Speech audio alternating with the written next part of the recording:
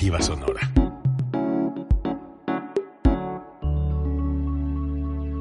Código Libre.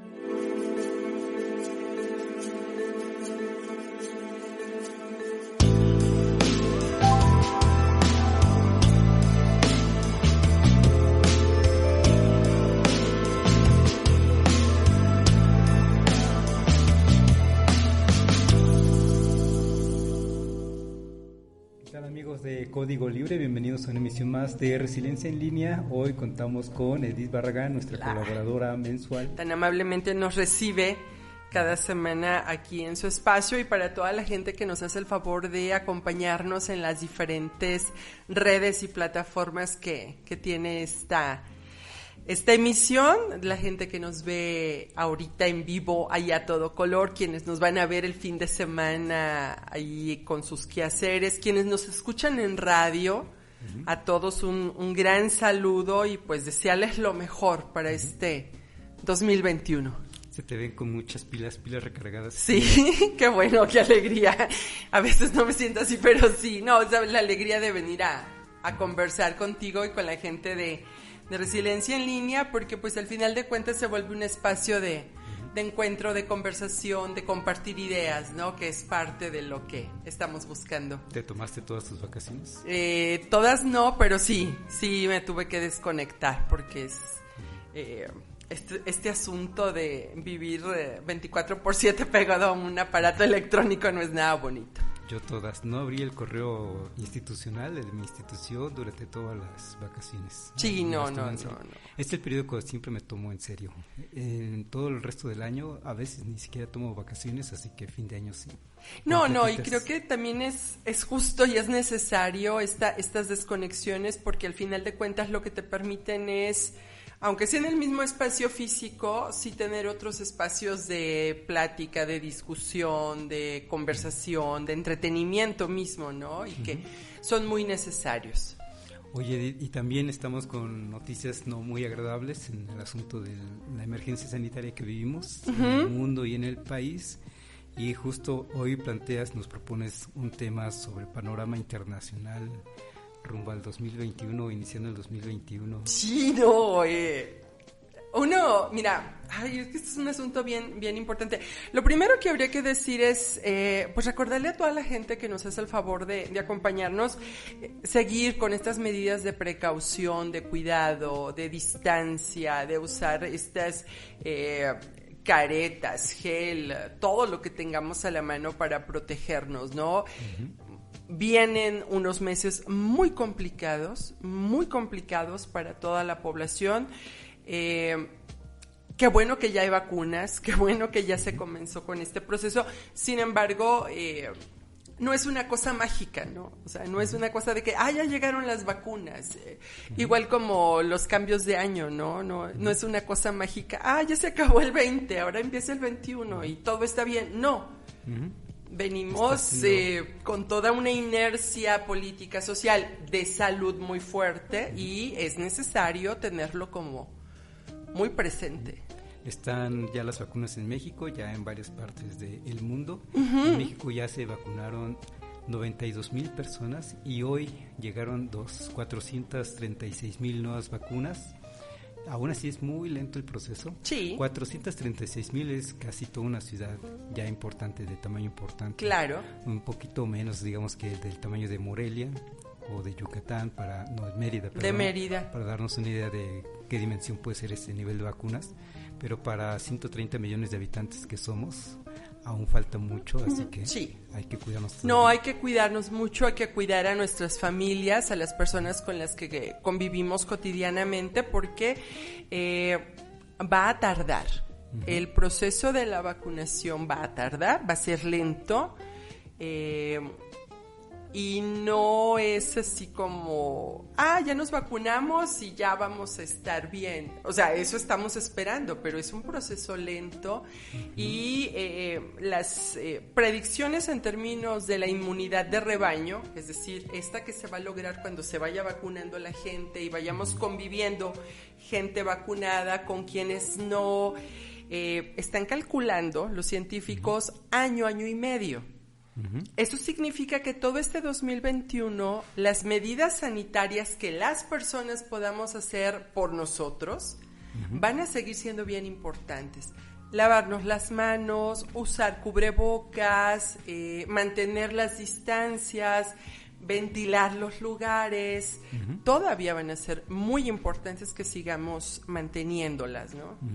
Estaba viendo también que el país donde se tiene un mayor avance en vacunación, me sorprendió, 20% de la población de Israel, aunque hay que tener en cuenta que Israel tiene 9 millones de habitantes. No, y que su territorio es sumamente pequeño, es en términos de espacio, pues es la mitad del estado vecino, ¿no? Es decir, o sea, es un territorio pequeño y que se puede cubrir fácilmente, ¿no? Aparte, su misma organización como Estado-Nación les permite un avance muy rápido en el proceso de vacunación. Sí, y por ejemplo Estados Unidos, con más de 300 millones de habitantes, pues se complica.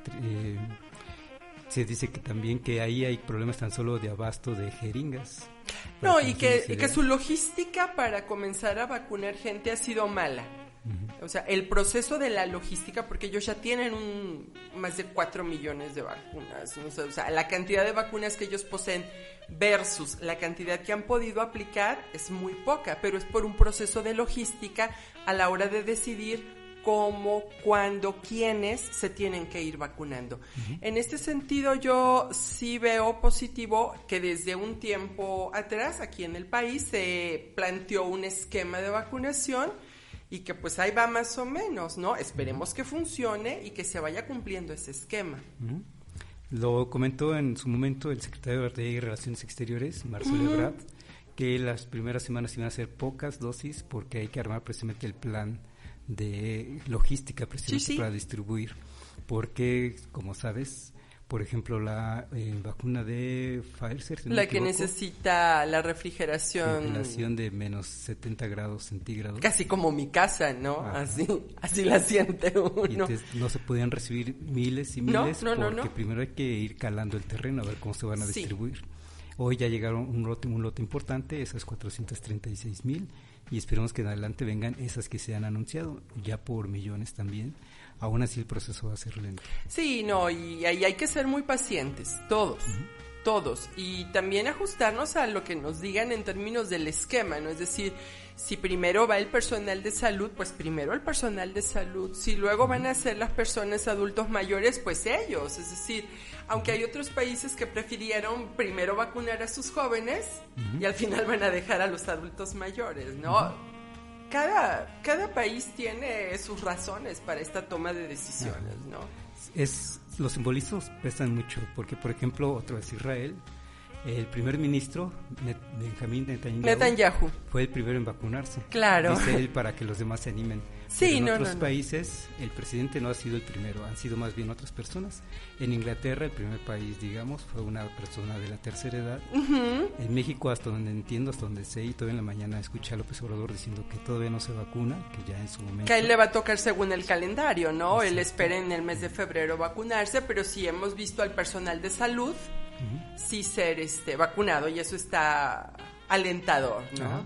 A mí me parece buena la decisión que sean los adultos mayores. La gente lo está entendiendo. Sí. No sé si es porque el ejército tiene las vacunas en su poder o es porque de verdad somos muy civilizados, pero como dices, no lo tomamos con calma. Se anunció este calendario de distribución de vacunas. Incluso antes de que llegaran las vacunas, ¿no? Y eso me parece acertado. Y no ha habido hasta donde veo protestas de por qué nosotros no primero. No, y yo creo que también responde a una cuestión cultural de el cariño que le tenemos a los abuelitos, ¿no? Entonces dices, bueno, sí, mi abuelito para que esté bien, entonces pues bueno. No en vano la abuelita de Coco tan famosa, ¿no? Tan sí, ¿no? Esperemos que así sea. Pues entonces estarnos cuidando, Edith, con este asunto. Si está llegando la vacuna, va a ser a cuentagotas. Seguirnos cuidando en lo que somos vacunados. Como dices, va a tardar meses en vacunarnos. Habrá quienes hasta el 2022 se puedan vacunar, ¿eh? Sí. Es decir, o sea, 130 millones de mexicanos va a tardar. Seamos conscientes de esa parte, ¿no? Y como parte de este inicio de 2021, también la manera de reflexión, Edith, nos propones que platiquemos de este proceso del 2020-2021. No es un proceso de que llegó el 2021 y hay un cambio radical, sino que es un proceso en donde venimos trabajando con, digamos, procesos, con tareas que venimos trabajando desde 2020 y se supone que debemos darle continuidad hasta rumbo al 2021, cualquiera que sea ese propósito de año nuevo que tengamos. Sí, mira, lo que pasa es que estos esquemas mentales con los que todas las personas trabajamos de una u de otra manera, de alguna manera dices, es que el lunes empiezo la dieta, es que voy a empezar esto tal día, ¿no? Y marcamos como esas fechas importantes. Y una es el cambio de año, ¿no? Todo mundo colocaba memes en las redes sociales como pateando el 2020 y como queriendo abrazar el 21.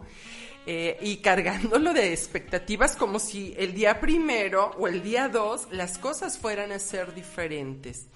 Cuando no hemos hecho nada para que sean diferentes. Entonces, en ese sentido tenemos que ser muy conscientes que los procesos sociales, nuestros procesos de convivencia, traen una dinámica y una inercia. Y que si no los modificamos, pues van a seguir siendo los mismos.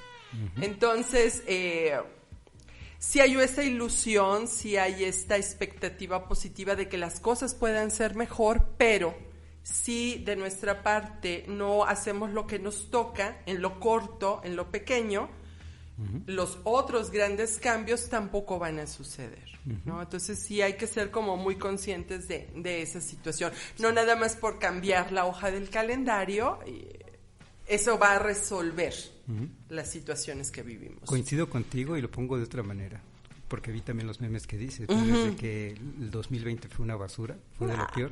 Pero yo entonces pensaría en dónde está la autocrítica. Claro. ¿No? Como sociedad y como personas que se supone que vivimos trabajando con todo un proceso social. Y si el 2020 nos fue mal, fue porque nosotros así lo hicimos valer finalmente. Claro, ¿no? O sea, las cosas que están en nuestras manos, algunas las pudimos hacer. Habría que reflexionar cuáles podemos hacer mejor, cuáles habría que cambiar y en cuáles hay que trabajar más, ¿no? Sobre todo pensando en esto, en que va a ser un año complicado.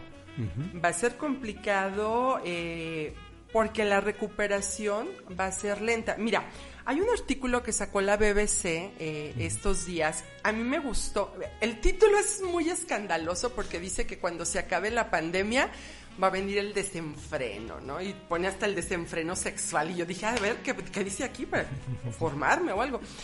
Y es el escrito de un sociólogo de la Universidad de Yale, Nicholas Christakis, espero haberlo pronunciado correctamente. Y él habla, históricamente, cuando la humanidad ha pasado por procesos muy complicados como guerras, pestes, etcétera. Cuando se logran recuperar de esas situaciones complicadas, luego vienen periodos como de mucho crecimiento, como de una explosión de vida. Entonces le llama él los nuevos locos 20 que vendrán, ¿no? Comparado con lo que sucede en la década de los 20 cuando termina la Primera Guerra Mundial. O comparándolo con el Renacimiento, cuando termina todo este periodo de guerras en el medioevo y que luego viene todo este crecimiento en las artes, en las ciencias, etcétera. Sin embargo, dice este profesor que primero habría que trabajar mucho sobre las secuelas que la pandemia va a dejar. Y estas secuelas serán a nivel de personas, a nivel de familias, pero también a nivel de sociedades. Las personales que tendría que ver con cuestiones de salud física, salud mental, de los procesos, por ejemplo, de los niños que les toca la escuela en estos momentos complicados, pero también están los negocios, están las empresas, están las pequeñas organizaciones. Y luego también, porque también va a pasar el juicio que le hagamos a los gobiernos en determinado momento por su actuación. en cómo resolvieron o cómo manejaron la pandemia. Y entonces el profesor Christakis dice que eso va a tardar unos 2 o 3 años y que más o menos hasta 2024 comenzaremos a ver cosas positivas a nivel global. O sea, todavía nos falta, ¿no? Y él tiene un libro ahí muy interesante que se llama La flecha de no sé qué, se me olvidó el título, ay, perdón, porque ando muy desmemoriada, pero él menciona cómo nuestros estilos de vida también tienen que cambiar y tienen que modificarse desde dentro. Y que también va a haber muchas cosas a nivel social que van a cambiar.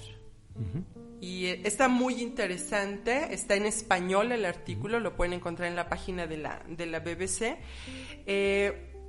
Y sí, necesitamos estas dos perspectivas. ¿Qué voy a hacer en este corto plazo, que sería el año 2021, y que quiero lograr más en el mediano y en el largo plazo? Que quiero lograr, que quiero aprender yo como una persona de la mediana edad, pues, o sea, mediana edad, que quiero que logren los jovencitos, que quiero que aprendan los chiquitos, quien tiene hijos pequeños, qué aprendizaje quiero que tenga para que cuando sea adulto diga, me acuerdo cuando nos tocó la pandemia y mira lo que logramos. Está bien interesante. Ojalá que esa sí es la perspectiva, reflexión sí, que ¿no? tengamos las personas. También es que me viene a la mente lo que también se está comentando también en redes sociales, en nuestros propios grupos de WhatsApp, por ejemplo. Sí, claro. En donde es que las personas no se dan cuenta, y otra compañera puede decir, es que sí se dan cuenta, pero no les importa. Ojalá que no sea ese en su mayoría, ¿no? En Ojalá las masas, que no. digamos, porque el que no nos importe es, entonces yo estoy bien, estoy sano, y no me importa lo que pasó en 2020 y sigo, como dices tú, con la fiesta que viene de los 20, ahora dices locos nuevos 20. Nuevos 20. Ojalá que sea más bien la otra parte, la reflexión de lo malo. Yo también pensaría, como lo estás comentando, que en estos momentos que estamos como que en un shock, porque estamos conociendo gente relativamente cercana, y si no directamente cercana en la familia, que han tenido ya decesos, lamentablemente, por este lamentablemente. asunto. Yo siento que socialmente estamos como que en ese shock, que estamos en un ambiente de mucho miedo, pánico de contagiarnos, y que a fin de cuentas se nos agrave la salud. También coincidiría con esos 3 años, digamos, de estado de shock, y que después pasaremos ya a una siguiente fase, que va a ser la de salir, si lo pensamos metafóricamente, salir al mundo, salir a recuperar los espacios públicos, y esperemos que sea con una resiliencia favorable para precisamente sacar lo mejor de nosotros como sociedad. Claro. A esto me refiero con que entonces, ¿dónde está la autocrítica? Que este asunto nos sirva de autocrítica por lo que el cúmulo de cosas que nos llevó a un 2020 que fue efectivamente difícil, pero también es gracias a ese cúmulo de la inercia del ser humano que nos llevó precisamente a estas circunstancias. Y esperemos, sí, que a partir de esos 3 años de shock estemos pasando por algo mejor, desde ya, digamos, ¿no? Que desde ya estemos trabajando por mejores ciudades y mejores comunidades, pero como lo dice este autor, que en 3 años ya se vea reflejado, digamos, socialmente hablando, un mundo mejor. Sí, no, y que el otro asunto es, ya, nos vacunamos todos agarramos la famosa inmunidad de rebaño, ¿y qué va a pasar con las otras nuevas pandemias? Me explico. Científicamente hay datos y estudios que dicen que los asuntos de enfermedades zoonóticas, es decir, estas provocadas por animales, provocadas por la invasión de hábitats naturales, por el crecimiento de microorganismos, etcétera, va a seguir. Es decir, van a seguir apareciendo nuevas enfermedades. Siempre aparecen, pero los impactos podrían ser escalables como esta pandemia. Sí. Y el otro asunto es el del cambio climático. El cambio climático, si no tomamos en serio acciones reales y prudentes, el cambio climático puede agravar la solución o el que determinadas pandemias puedan o no resolverse en un menor corto plazo o que puedan extenderse. Y el caso más claro, pues lo tenemos con esta nevada que hubo en España, que los puso a todos de cabeza y que hacía más de 50 o 60 años no nevaba como con esa fuerza, ¿no? Y hablan de estos vórtices fríos que cada vez se presentan en determinados espacios con mucha más fuerza. En las temporadas de lluvias vemos cómo los huracanes intensifican su fuerza, generan un montón de destrozos y claro, o sea, son consecuencia de estas acciones que nosotros hemos ido acumulando y que están provocando el cambio climático. Entonces hay que tomar de nuevo ese tema muy en serio. Y fíjate, te lo pongo con un ejemplo en particular, también en la ciudad donde habitamos tú y yo, con esta preocupación por la emergencia sanitaria y qué podemos hacer en un grupo de WhatsApp, se comentó, pues vamos a hacer una campaña de manejo de cubrebocas. Está bien, pero no es suficiente, es como que el curita sobre, digamos... La herida enorme. La llaga ahí enorme, cuando lo que deberíamos de tener, pues también lo de las cubrebocas, muy plausible, pero también deberíamos estar, y esto también porque lo comentó otro compañero de ese mismo grupo de WhatsApp, que está fomentando ciclovías y zonas peatonales para los peatones, pero a lo grande, digamos, con rutas por toda la ciudad para que la gente o camine o ande en bicicleta y no vehículos. Claro. Eso ya es una solución estructural, digamos. Y que entonces, tendría que convertirse en política pública, ¿no? Y lo dijiste bien, que a la siguiente pandemia, y si tenemos ya en ese momento entonces toda una infraestructura de bicicleta y de espacios para caminar de manera segura, pues entonces ya estaremos más preparados que solo el cubrebocas, que la verdad es que va a ayudar menos que lo otro. Sí, no, es que al final de cuentas están estos dos niveles que siempre hemos platicado, ¿no? Es decir, las acciones que podamos hacer nosotros como personas, nosotros, nuestra familia, nuestro entorno más cercano, pero la otra es la que tiene que venir desde afuera, la que tiene que proponer el Estado, el gobierno, a nivel municipal, a nivel estatal, a nivel federal. Y luego también estarían los acuerdos que los países logren en determinados temas tan importantes como cambio climático, manejo de armas nucleares o de energía nuclear, etcétera. Porque eso también, o sea, si por un lado lo impulsamos desde abajo y entonces viene la otra parte que viene desde arriba, tiene que haber un encuentro, ¿no? Y ese encuentro tiene que favorecernos a todos. Oye, Edith, te están mandando saludos por aquí, dice Jesús Michel Nava, saludos. Ay, un saludo muy grande a mi amigo hasta Querétaro. Muchas felicidades por esos nuevos negocios. Ahí conózcanlo, lléguenle a lo que él nos propone.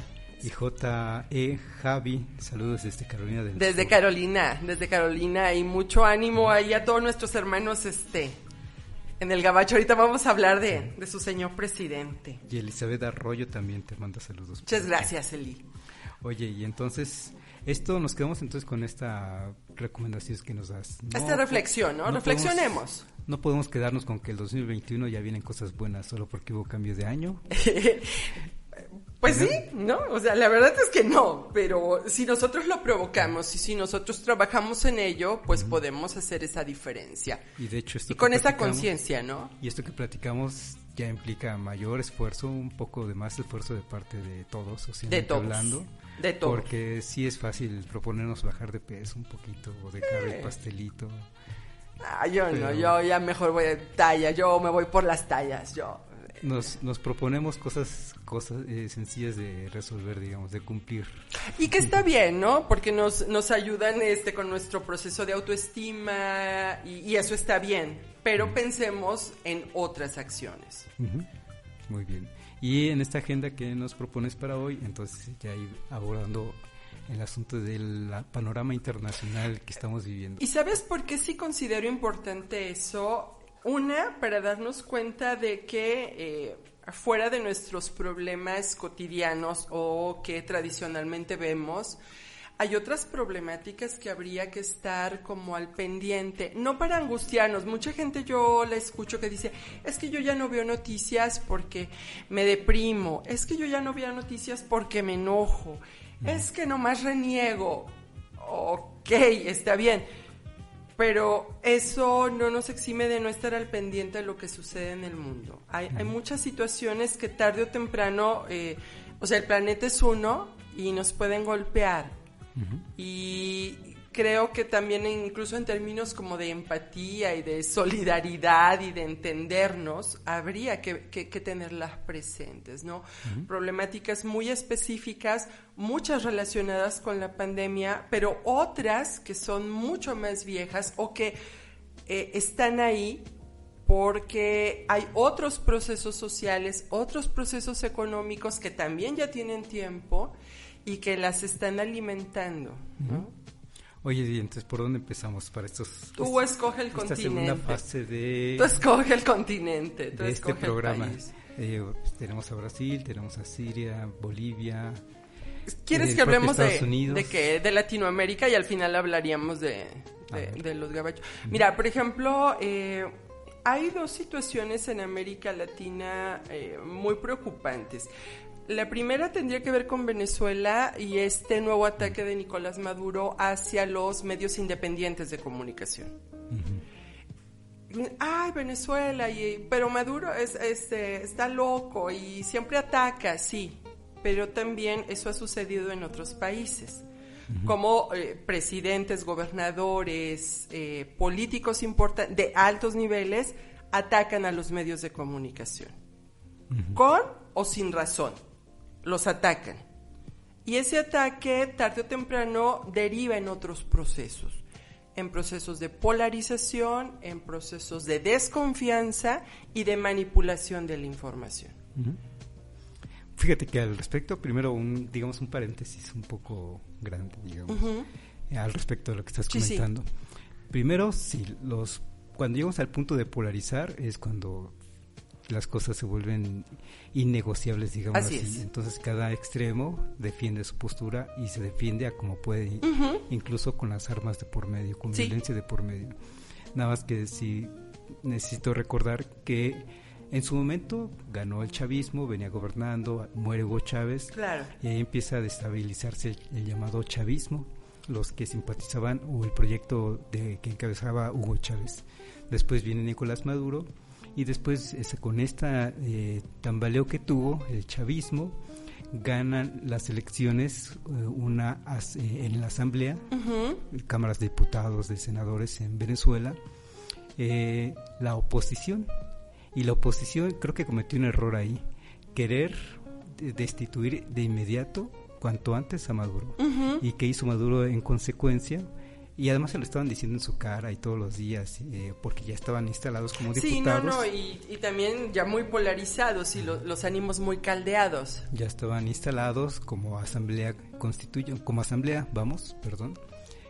Y entonces, ¿qué hizo en consecuencia Maduro? Pues se defendió, y entonces como estrategia nombró una nueva constitución, mandó a llamar a diputados constituyentes, y como que dejó fuera a esa asamblea democráticamente nombrada por sus ciudadanos. Claro. Yo también que también quede claro que estoy de acuerdo con que se respete la voluntad del pueblo, digamos, a la hora de votar.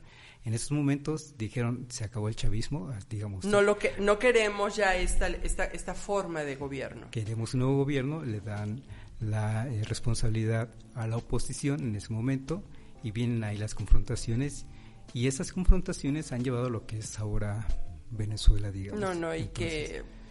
La situación que se vive día a día, ya incluso ya en los medios de comunicación está olvidada, porque dejó de ser novedad, ¿no? Y ese es el otro gran riesgo, que muchos fenómenos solo son visibles cuando son novedosos, y que otros se van quedando ahí rezagados de las noticias, pero que siguen existiendo. Y bueno, lamentable, pero las cosas no son de gratis, digamos, ¿no? Sucedió por presente una polarización donde ambos grupos se acusan, que uno desestabiliza y que el otro desestabiliza, y al fin de cuentas quien la paga pues es el país completo. Sí, y ¿sabes qué es lo que yo veo más triste? Esta falta de quererse poner de acuerdo. Uh-huh. Es decir, están las posiciones tan encontradas que no hay un punto medio donde digan, ok, sentémonos, platiquemos y busquemos. No, o es blanco o es negro, ¿no? Y entonces es en ese momento donde en medio queda el pueblo todo indefenso, ¿no? Uh-huh. Y entonces eso me puede parecer como importante que lo reflexionemos, uh-huh. Importante que lo tengamos muy en cuenta para cuando uh-huh. tengamos que tomar decisiones. Oye, un asunto que tiene que ver está tocando este punto sensible con Venezuela, pero también lo toca con Estados Unidos y en realidad lo va a tocar en cualquier parte, sí. El asunto de la censura, digamos, y aquí me parece interesante de reflexionar lo que puede representar Facebook como plataforma de comunicación y en donde Facebook y Twitter le cancelan sus cuentas sí. a Donald Trump y amigos muy queridos diciendo que no debería de suceder eso porque Ajá. están afectando el interés público que es la libertad de expresión. Uh-huh. Yo tengo mis serias reservas respecto a una persona como Donald Trump. Yo en todo caso, también lo voy a decir muy claramente, apruebo yo la medida de Facebook y de Twitter porque por la situación que vivimos la semana pasada, uh-huh. hablando de Estados Unidos, pero no dejo de pensar que también pueden tener razón de que están cancelando la libertad de expresión. Y por lo que comentas, porque bueno, comentas el caso de Venezuela, por supuesto. donde Maduro está atacando a los medios de comunicación. El problema de la libertad de expresión, qué complicado es de cuidar. Es complicado y cada vez está más... ahorita está muy sensible por lo que estamos viviendo. Y el debate se va hacia los... si tienen o no el poder de hacer esto, las compañías privadas, ¿no? Yo he leído algunos artículos muy pensados a favor, otros muy en contra. De hecho, hoy en Letras Libres leí uno donde la persona que argumenta dice que no debieron haberlo cancelado ahorita. O sea, dice, es que ahorita ya es como muy cínico el que le canceles la cuenta. Se lo hubieras cancelado hace tanto tiempo cuando dijo de tal fenómeno, cuando incitó a no sé qué, o sea, ya cancelarlas en este momento es ocioso, no rinde, o sea, no tiene ningún provecho, porque ha habido otro tipo de argumentos uh-huh. que ha dicho que son mucho más perversos que lo que ha dicho en este último tiempo. Uh-huh. El otro asunto importante ahí es el poder que tienen las compañías privadas para el manejo de datos, uh-huh. ¿no? Que al final de cuentas ese es el asunto. Uh-huh. O sea, el manejo de la información, la transparencia de la información y el derecho a estar informados es lo que uh-huh. está en juego. Uh-huh. Pero también nosotros como sociedad hemos ido cediendo esos procesos a las empresas privadas, uh-huh. ¿no? O sea, nosotros cada vez que aparece un jueguito, ¿qué quieres ver? ¿Cómo te vas a ver si eres una rosquilla? Y le decimos que sí, estamos compartiendo un montón de datos biométricos con las compañías. Uh-huh. Tocas un punto clave, es una empresa privada y llama la atención de que una empresa privada sea la plataforma de comunicación de millones de ciudadanos en el mundo, de miles de millones, uh-huh. y que incluso procesos democráticos se estén dando por medio de esas plataformas para comunicarse. Ya no es la única Facebook y ya no es la única Twitter, ya hay otras maneras de comunicar, pero estas son las hegemónicas, porque por ejemplo Facebook es dueña de WhatsApp y de Instagram y de 15 que tanta plataforma más. Uh-huh. Cualquier comunicación está con base en esta plataforma de un solo dueño, digamos. Le llaman a este grupo que es Google, Amazon, Facebook y hay otra más, el grupo GAFA, que se han hecho muchos análisis de que al final de cuentas estas empresas son las que controlan y manejan la información y los datos de casi todo el mundo, así casi todo el mundo, por no decir todo el mundo, ¿no? Debe de haber ahí algún ermitaño que ni siquiera luz tenga, pero sí, yo creo que ese es un debate y ese es uno de los temas que deberíamos de comenzar a platicar. a platicarlo en lo corto, pero también en lo amplio, ¿no? En estricto sentido también, y esto no es nuevo, digamos, porque antes quien eran las hegemonías de comunicación, pues las grandes cadenas de televisión internacionales y las nacionales. Y las también. Nacionales. Las internacionales, CNN, pues Fox. BBC, Fox, en fin, tirando como que la línea internacional. Sí. Y en las nacionales también no es la excepción. No, siempre lo supimos, ¿no? O sea, como Televisa, después TV Azteca entró al juego, pero siempre fue Televisa quienes marcaban la pauta de la información y la comunicación. Y antes de las televisoras, los periódicos. Es decir, estos procesos de control de la comunicación ya se venían dando, o sea, ya venían operando, dirían los profesores antiguitos. Es el control de los aparatos ideológicos y de más media, ¿no? O sea, eso se aprende en sociología 1. Interesante de reflexionar.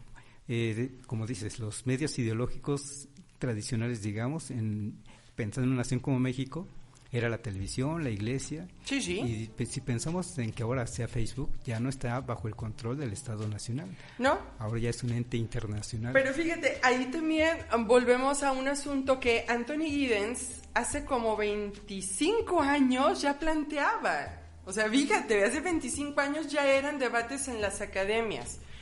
Cómo los estados-nación venían debilitándose frente a las grandes compañías o a los grandes corporativos, que en aquel momento pues eran estos corporativos que controlaban los mercados internacionales, ¿no? Y ahora son los corporativos que controlan la información a nivel internacional. Fíjate que ahí también hace 25 años, como lo dices. Sí, o sea, eso es para que veas que sí hago mi tarea. También hay otro autor llamado Manuel Castells. Manuel Castells, por supuesto. Que también hablaba del fin del Estado Nacional, como lo conocíamos en ese momento. También presente porque venían las transnacionales con ese poder. En ese momento hablaba de no hablaba del internet, hablaba de la supercarretera de la información. Yo no entendía qué era eso de la supercarretera. Sí, después con la carretera que tenemos aquí, pues no te imaginas una, ¿no? Imagínate a finales de los 90, cuando todavía no había estos buscadores de páginas, entonces era muy difícil encontrar información. Quizá a algunos nos costó más trabajo visualizar qué significaba eso, y ahora vemos con facilidad qué es eso de la comunicación por internet. Pros y contras, bueno, esta vez quizá no nos detengamos mucho a analizar sobre si sí o si no. Yo soy de la idea que todavía tiene su centralidad los estados nacionales, aunque no deja de verse, y en este caso muy particular con Facebook, ese poder que puede tener una empresa global para la comunicación global.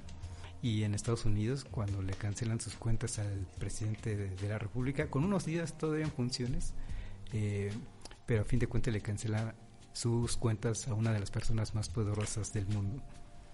Sí, y creo que también eso nos debería de llevar a pensar qué estamos haciendo con nuestro tiempo libre, en dónde lo estamos dedicando o en dónde estamos poniendo nuestra información. Es decir, nos quejamos, nos asombramos, discutimos, pero ahí seguimos, ¿no? O sea, de hecho, un saludo a todos los que nos están viendo por Facebook, ¿no? Porque también, o sea, tú no puedes negar la gran maravilla que es esta comunicación inmediata. Y claro, también esa es la otra cosa, la inmediatez de la información. O sea, la inmediatez de la información es la que nos permite de repente asombrarnos, enojarnos, renegar, opinar, y luego ya se nos pasa y dejamos, cuando el proceso social, que eso que nos provocó el enojo, la discusión, ahí sigue. No es como cerrar el navegador de la compu, del teléfono y decir, eso ya no va a existir, ¿no? A propósito, también nos manda un saludo Rafael Guacuz, gracias por los saludos, y Daniel Pineda también te manda saludos. Muchas gracias a todos. De hecho, invitada de lujo. Sí, verdad. Ay, sí, verdad. Yo vengo muy positiva. Es que estaba reprobando, muchachos. Para retomar lo que estamos platicando con el asunto de la panorama internacional, pero nada más dejar como que un hilito para la reflexión, para quizá futuros programas. También comentar por qué digo que sigue siendo central el Estado Nacional, porque por ejemplo tenemos por otro lado al Estado norteamericano diciéndole al dueño de Facebook, oye, tú ya eres un poder hegemónico, tienes que dividir tu empresa en dos. No, claro. De hecho, ese es el tema que estábamos tratando hoy esta semana con mis alumnos en clase. Es decir, las leyes por lo general en casi todos los países promueven la competencia entre sus diferentes agentes económicos, ¿no? Le pasó a Bill Gates. A Bill Gates le hicieron un proceso judicial, no sé cuál es la palabra exacta para decirlo, pero le hicieron un proceso donde tuvo que dividir Microsoft en dos. Cuando Microsoft era la compañía que todas las computadoras usaban en el mundo. Y entonces sí, dividió su empresa en dos y él siguió siendo feliz, ¿no? Porque ahí hay un truco legal para dividir las empresas. Igual lo puede hacer el señor Zuckerberg. O sea, él puede dividir su empresa en varias divisiones y ya no es un monopolio, técnicamente. Pero sigue controlando la información. Entonces, eso da como para 2 tesis con varias gráficas y cuentas, pero sí, es importante tener en cuenta que esto van a ser temas que tengamos que discutir en muchos momentos y de diferentes formas, y que en nuestro país va a ser bien importante esta discusión de cara a un proceso electoral, que es el del 2021, ¿no? Oye, Edith, ya que estamos con este asunto para cerrar, lo de Estados Unidos, bueno, primero, ¿tú qué piensas? ¿Debieron de haber cerrado la cuenta o no? Y seguir con este asunto de qué pasó la semana pasada con Estados Unidos y qué le depara a Estados Unidos. Justo hoy estaban debatiendo por el segundo juicio político al mismo presidente de la República en el mismo periodo. Y me estabas comentando que ya se aceptó. Se aceptó y que seguramente comenzará cuando termine el periodo su periodo de presidencial, ¿no? Híjole, la política... tendremos que platicar desde la política electoral de Estados Unidos, que es una política, o sea, sus procesos electorales son complejos y son complicados, y tendríamos que irnos al asunto de su constitución, ¿no? Cómo desde que ellos le llaman sus padres fundadores, ponen el espíritu de la democracia y entonces plantean una serie de ideas que deben de ser respetadas. Yo no soy tan versada en el tema, pero sí les diría que en redes sociales siguieran los comentarios de Daniel Salinas Basabe. Él es un escritor y periodista mexicano, vive en Tijuana, y es justo sobre los eventos de hace 8 días de la toma del Capitolio y las consecuencias de esto. Escribió 2 notas muy... con una reflexión bien profunda, pero muy sencilla de seguir y de entender. Yo sí diría, ahora sí que acérquense a las fuentes, ¿no? O a quienes sí pueden armar esta reflexión. Y hay una parte muy padre donde también plantea su postura. Y eso me agrada mucho de él, de Daniel, porque es muy claro, donde dice, a ver, los hechos son estos, y estos hechos comparados con la ley son así o son así. Yo pienso esto. Y eso se me hace muy padre, porque entonces no te está ni adoctrinando, ni te está como dirigiendo. Él es malo, él es bueno. O sea, ese nivel de reflexión me gusta mucho. Yo sí creo que le debieron haber cerrado sus cuentas hace mucho tiempo, o... El otro asunto, que eso lo comentaba con una amiga, esta megalomanía que tienen ciertos actores políticos, en el caso de Trump, el otro caso es Jair Bolsonaro, ¿no? No quisiera hablar del amado líder de este país porque no es el momento, pero también en algún momento lo haremos. Creerse superiores a la investidura misma que tienen y de ni siquiera respetar esa investidura como presidentes, ¿no? Y como desde su cuenta personal de el señor empresario, no de la cuenta del presidente de la República, de los Estados Unidos de América, ¿no? Entonces ya desde ahí estas... superposiciones de yo soy más importante que yo como persona, ni siquiera como presidente, ¿no?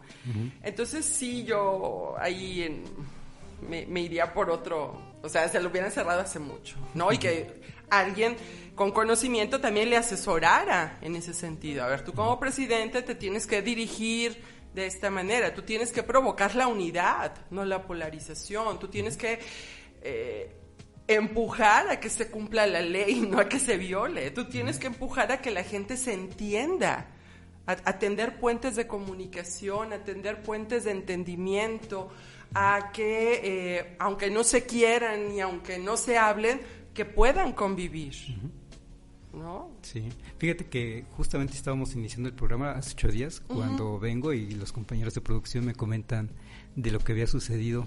La verdad es que no lo había mencionado, ya hasta que llegué acá se pude ver imágenes, y lo que vi es que eso califica como secesión, como que Donald Trump llamó a la secesión, sí, a la y eso separación. es un crimen de Estado. Y eso ya es grave. Sí, es gravísimo. Muy grave. Gravísimo, sobre todo porque pues es el país que se jacta de ser demócrata, ¿no? Sí. Es el que rescata a los demás países del mundo en todas las películas cuando suceden cosas malas. Y entonces la pregunta es, ¿quién los va a venir a rescatar a ellos? Fíjate que las 3 grandes revoluciones que han como que guiado a las siguientes repúblicas o democracias en el mundo, la estadounidense, la francesa y la rusa, y entonces Estados Unidos no sé qué va a hacer para resolver y para limpiar esa imagen que tiene como una de las democracias más importantes como referentes históricos.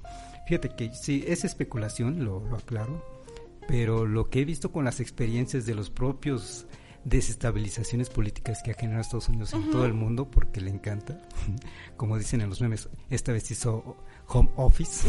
Sí. Y lo que han hecho, la más radical es eliminan al líder que hizo, que está provocando la desestabilización interna, la secesión, digamos. Sí. La otra es el exilio. Y un ejemplo que se me viene, el más o menos inmediato, es lo que sucedió en Cataluña con su presidente entonces, Carles Puyol. Sí, que ahora vive en Bélgica. Que está en Bélgica. Sí, vive en Bélgica, sí se me olvidó su apellido. Puigdemont, una cosa así. Ajá. Y el catalán no es como mi lengua franca. Desde 2017 que le dijeron, oye, ya te pasaste, estás llamando a la separación del país y entonces ya eres un delincuente para España en este caso. Sí, claro. Y desde entonces se tuvo que ir, como dices, al exilio.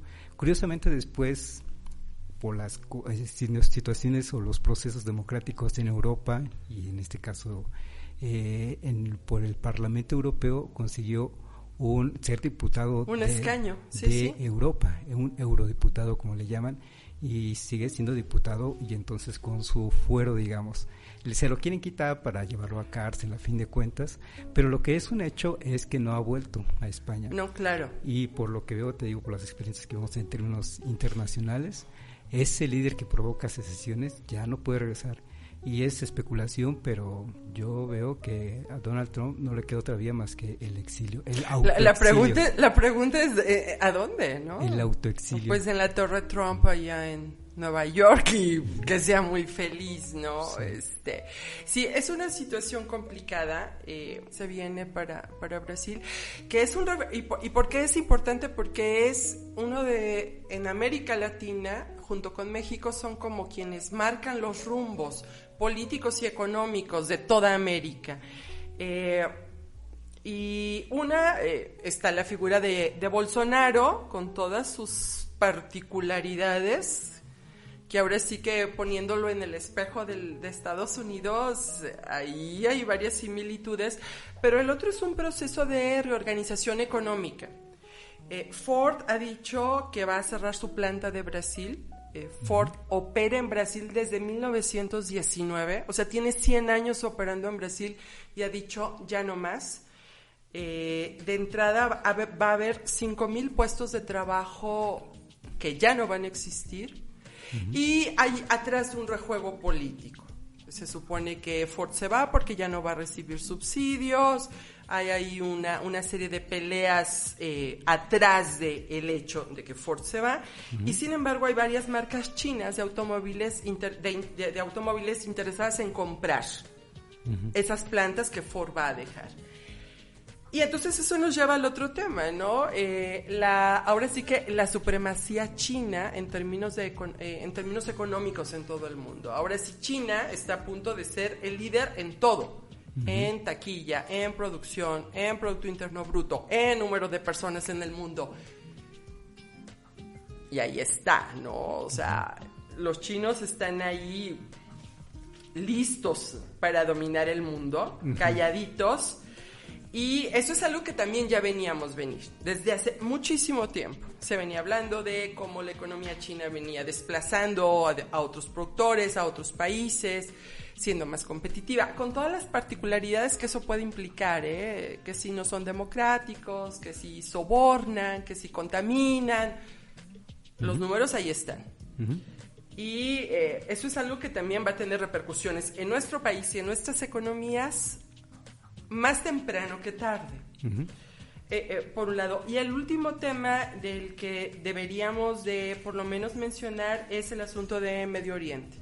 El caso de Siria con Israel. Israel esta semana volvió a bombardear Siria por cuarta vez en lo que va del año. O sea, es día 13 y ya van 4 bombardeos. Y es una situación que está desde 2011.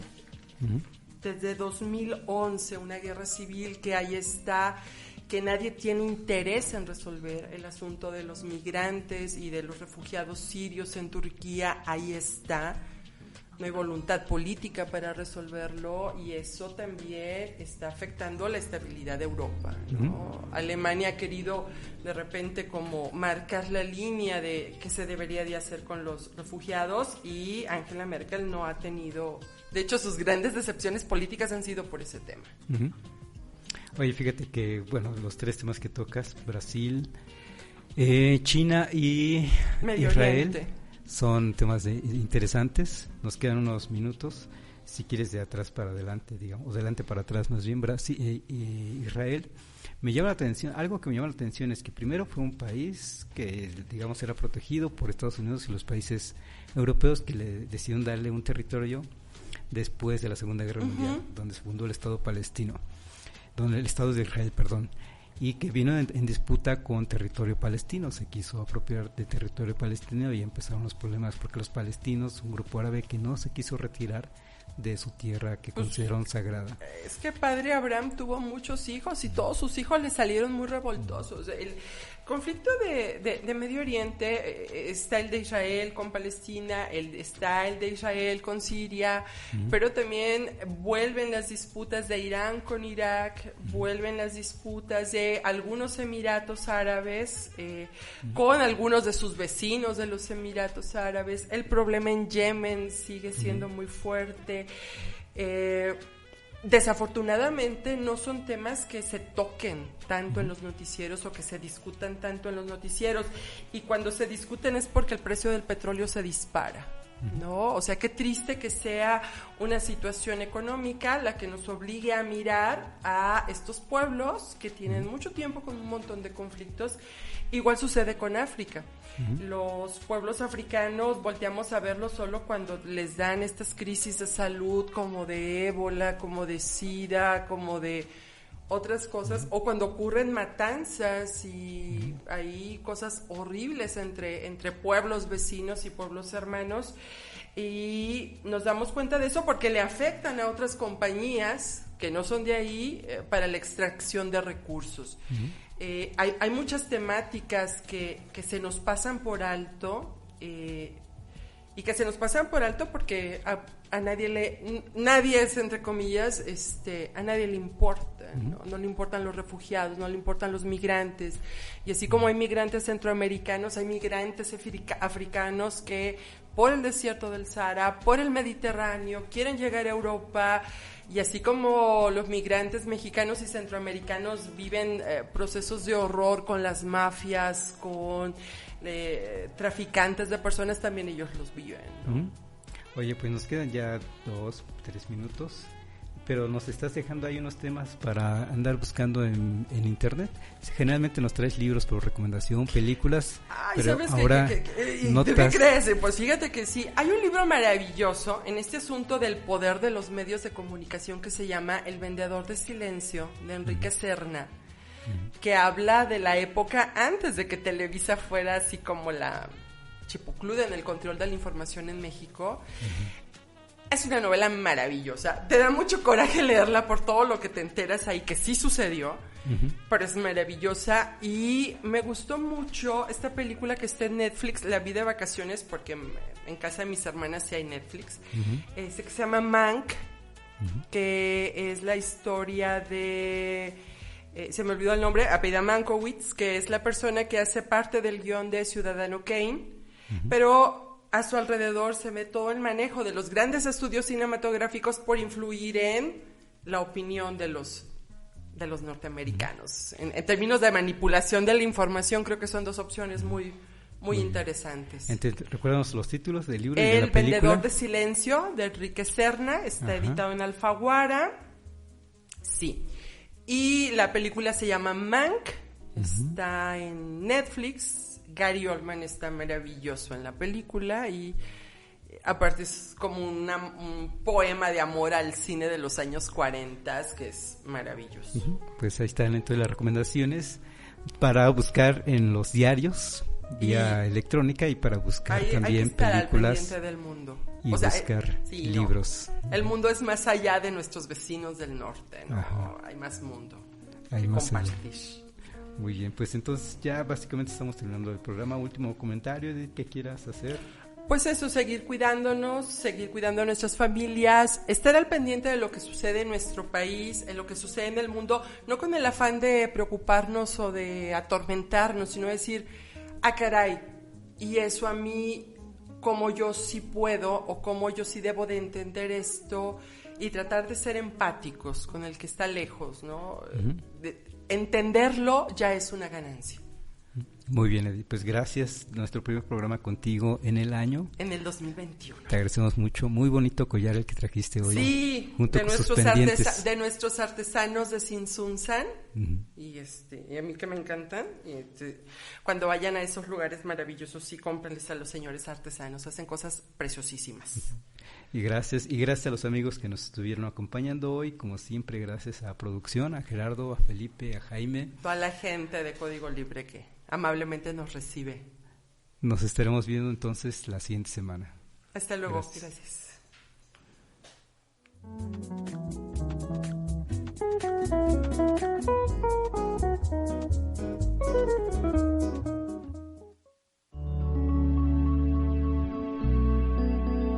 Código Libre